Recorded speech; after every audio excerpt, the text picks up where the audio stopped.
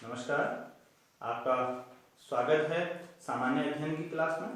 सामान्य अध्ययन में हम पिछली क्लास में पढ़ रहे थे ब्राह्मण साहित्य। ब्राह्मण साहित्य के अंतर्गत हमने पढ़ा था वेद।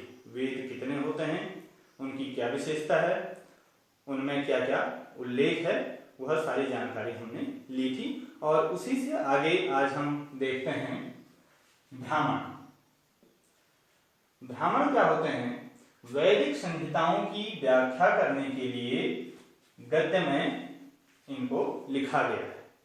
वैदिक जो संहिताएं हैं, जो वेद हैं, उनको संहिताएं कहते हैं, ये बताया था हमने। और वेदों की व्याख्या करने के लिए ब्राह्मणों की रचना की गई है और गद्य रूप में इनको लिखा गया है। प्रत्येक वेद के, प्रत्येक संहिता के अलग अलग ब्राह्मण हैं जिनमें उनकी व्याख्या की गई है। तो देखते हैं, ऋग्वेद का ब्राह्मण है ऐतरेय और कौशितकी। यजुर्वेद का ब्राह्मण है तैत्तिरीय और शतपथ। सामवेद का पंचविश और अथर्ववेद का गोपद। तो इस प्रकार ऋग्वेद की व्याख्या ऐतरेय और कौशितकी में की गई है, यजुर्वेद की व्याख्या तैत्तिरीय और शतपथ में की गई है, और सामवेद की व्याख्या पंचविश में की गई है, और अथर्ववेद की व्याख्या गोपद में की गई है। यह पूछा भी जाता है कई बार कि इस वेद का कौन सा ब्राह्मण ग्रंथ है। तो यह ब्राह्मण हुए। अब बात करते हैं आरण्यक की। तो आरण्यक शब्द से ही हमें पता चल रहा है, अरण्य का मतलब होता है जंगल। तो आरण्यक से तात्पर्य है जो जंगल में पढ़े गए। तो जो जंगल में पढ़े गए ग्रंथ उनको आरण्यक कहा गया। ब्राह्मण ग्रंथों के ही अंतिम भाग आरण्यक माने जाते हैं। जो ब्राह्मण ग्रंथ ऊपर हैं उनके ही अंतिम भाग आरण्यक भी माने जाते हैं। बात करते हैं उपनिषद की। तो यह उत्तर वैदिक काल की रचना है। उपनिषद उत्तर वैदिक काल की रचना है। हमने जब भारतीय इतिहास का वर्गीकरण किया था तो उसमें देखा था आदि इतिहास में वैदिक काल आता है, और वैदिक काल को भी दो भागों में विभाजित किया था, ऋग्वैदिक काल और उत्तर वैदिक काल। तो उत्तर वैदिक काल के समय में उपनिषदों की रचना की गई, इसीलिए इसे उत्तर वैदिक कालीन रचनाएं कहा जाता है। उपनिषद को पराविद्या या फिर आध्यात्म विद्या भी कहा जाता है। उपनिषद में आत्मा, परमात्मा, पुनर्जन्म की अवधारणा मिलती है। आत्मा, परमात्मा, पुनर्जन्म में जो विश्वास रखते हैं, पुनर्जन्म होता है, आत्मा है, परमात्मा है, तो यह बातें जो भी हैं वह उपनिषद में पाई गई हैं। उपनिषदों की कुल संख्या 108 है। यह महत्वपूर्ण बात है कि उपनिषदों की संख्या 108 है। इसमें प्रमाणिक उपनिषद जो हैं वह 12 प्रमाणिक उपनिषद हैं, जो हैं ईश, केन, कट, प्रश्न, मुंडक, मांडुक्य, तैत्तिरीय, ऐतरेय, छांदोग्य, कौशितकी, बृहदारण्यक और श्वेताश्वतर। यह 12 इनको प्रमाणित माना गया है। बाकी संख्या कुल 108 है। इसमें कुछ नाम आप देख सकते हैं जो हमारे ब्राह्मण ग्रंथों से मिलते जुलते हैं, जैसे ऐतरेय है या तैत्तिरीय है, कौशितकी है। तो जो ब्राह्मण है, आरण्यक है या फिर उपनिषद हैं, इनके नाम, कई नाम समान हैं। उपनिषद गद्य और पद्य दोनों में लिखे गए हैं। जो ये 12 उपनिषद हैं इनमें आधे गद्य में लिखे गए हैं, आधे पद्य में लिखे गए हैं। यह बहुत महत्वपूर्ण बिंदु जो अगला है, भारत का राष्ट्रीय आदर्श वाक्य सत्यमेव जयते, यह मुंडकोपनिषद से लिया गया है। मुंडक उपनिषद से लिया गया है सत्यमेव जयते। यह बहुत बार प्रश्न एग्जाम में पूछा जाता है।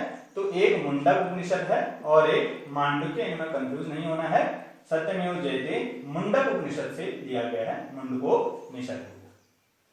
तो यह उपनिषद की जानकारी हो गई। अब हम देखते हैं वेदांग। वेदांग क्या होता है? वेदों को भली भांति समझने के लिए जिनकी रचना की गई वह है वेदांग। पहले वेदों को समझा नहीं जाता था, एकदम उनके मंत्रों को समझने में दिक्कत होती थी। तो फिर वेदांगों की रचना की गई, उसमें आसानी हुई हमें वेदों को समझने में। तो वेदों की संख्या है, वेदांगों की संख्या 6 है। 6 वेदांग क्या क्या हैं? शिक्षा, ज्योतिष, कल्प, व्याकरण, निरुक्त और छंद। यह 6 हमारे वेदांग हैं। फिर आता है महाकाव्य। भारत के 2 सर्वाधिक प्राचीन महाकाव्य हैं, रामायण और महाभारत। रामायण और महाभारत सर्वाधिक प्राचीन महाकाव्य माने जाते हैं और इनमें प्राचीन हिंदू संस्कृति की बातों को बताया गया है। जो हमारी प्राचीन हिंदू संस्कृति कैसी थी, क्या उसमें था, वह सब कुछ जानकारी हमें रामायण और महाभारत से प्राप्त होती है। रामायण हमारा आदि काव्य है। हमारा आदि काव्य क्या है पूछा जाता है तो रामायण आदि काव्य है। इसकी रचना महर्षि वाल्मीकि ने की थी और इसीलिए उनको आदि कवि भी कहा जाता है। महर्षि वाल्मीकि आदि कवि, जिनके द्वारा रामायण की रचना हुई थी, रामायण को आदि काव्य कहा जाता है। अब महाभारत की बात करें तो महाभारत की रचना वेद व्यास ने की थी। पिछली क्लास में हमने देखा था कृष्ण द्वैपायन इनका नाम है और जब उन्होंने वेदों को संकलित किया तो तब से उनको वेद व्यास कहा जाने लगा। तो उन्होंने ही महाभारत की भी रचना की है। सर्वप्रथम महाभारत में 24,000 श्लोक थे शुरुआत में और तब इसे जय संहिता कहा जाता था। यह भी प्रश्न आता है कि जय संहिता किस ग्रंथ का नाम है या फिर महाभारत का दूसरा नाम क्या है, यह प्रश्न आता है। तो महाभारत को जय संहिता प्रारंभ में कहा जाता था जब उसमें 24,000 श्लोक थे। उसके बाद श्लोकों की संख्या बढ़ी, भारत कहा गया, फिर लाख तक श्लोकों की संख्या पहुंची, उससे बढ़ी तो फिर महाभारत से कहा गया। महाभारत में एक बहुत ही महत्वपूर्ण बात कही गई है कि धर्म, अर्थ, काम और मोक्ष के विषय में जो कुछ इसमें है वह अन्यत्र कहीं नहीं। धर्म, अर्थ, काम, मोक्ष के विषय में जितनी भी जानकारी महाभारत में दी गई है वह अन्यत्र कहीं भी नहीं मिलेगी, ऐसा महाभारत में कहा गया है। तो यह महाकाव्य हमने पढ़ा। अब आगे हम देखते हैं पुराण। तो पुराण भारतीय ऐतिहासिक कथाओं का सबसे अच्छा क्रमबद्ध विवरण इसमें है। भारत की जो भी ऐतिहासिक कथाएं हैं उनका सबसे अच्छा क्रमबद्ध विवरण इसमें है। अभी तक जो भी इतिहास का विवरण कहीं मिलता है तो वह क्रमबद्ध नहीं मिलता है। पुराण ऐसी चीज है जिसमें की ऐतिहासिक कथाओं का क्रमबद्ध विवरण सबसे अच्छा दिया गया है। पुराणों की संख्या 18 है। पुराणों की रचयिता लोमहर्ष अथवा उनके पुत्र उग्रश्रवा माने जाते हैं। पुराणों के रचयिता लोमहर्ष अथवा उनके पुत्र उग्रश्रवा माने जाते हैं। अमरकोश में पुराणों के 5 विषय बताए गए हैं: सर्ग, प्रतिसर्ग, वंश, मनंतर, वंशानुचरित। सर्ग से तात्पर्य होता है सृष्टि की रचना, प्रतिसर्ग प्रलय के बाद दोबारा सृष्टि की रचना, वंश के अंतर्गत आता है देवताओं या ऋषियों के वंश, फिर मनंतर और वंशानुचरित में आता है जो राजवंश चलते हैं उनको वंशानुचरित में रखा गया है। इसीलिए राजवंशावली की दृष्टि से मत्स्य पुराण को सबसे प्राचीन और प्रमाणिक माना गया है। राजवंशावली की दृष्टि से मत्स्य पुराण को सबसे प्राचीन और प्रमाणिक माना गया है। और यदि प्रथम पुराण कौन सा था पूछा जाता है तो प्रथम पुराण है ब्रह्म पुराण। अब बात करते हैं धर्मशास्त्रों की। धर्मसूत्र, स्मृति, भाष्य, निबंध यह सब मिलकर के धर्मशास्त्र कहलाते हैं। इनका जो सम्मिलित रूप है उसे धर्मशास्त्र कहते हैं। आप स्तंभ, बौद्धायन तथा गौतम के धर्मसूत्र सबसे प्राचीन थे। आत्म स्तंभ, बौद्धायन तथा गौतम के जो धर्मसूत्र थे वह सबसे प्राचीन थे।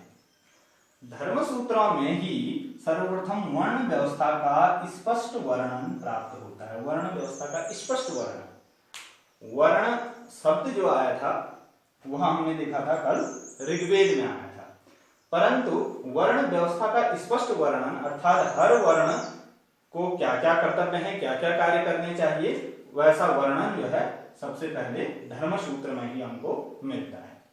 धर्मसूत्रों का स्थान बाद में स्मृतियों ने ले लिया और धर्मसूत्र गद्य में लिखित हैं, वहीं स्मृति पद्य में लिखित हैं।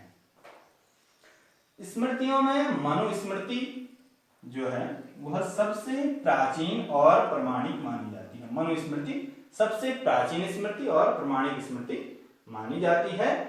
मनुस्मृति शुंग काल का मानक ग्रंथ कहा गया है। शुंग काल जो था उसका मानक ग्रंथ कहा गया है मनुस्मृति को। शुंग काल के विषय में इसमें काफी कुछ चीजें मिलती हैं। और वहीं नारद स्मृति जो है उसमें गुप्त युग की सूचनाएं हमें मिलती हैं। नारद स्मृति में गुप्त युग की सूचनाएं हमें मिलती हैं। तो इस प्रकार हमने धर्मशास्त्र भी देखा।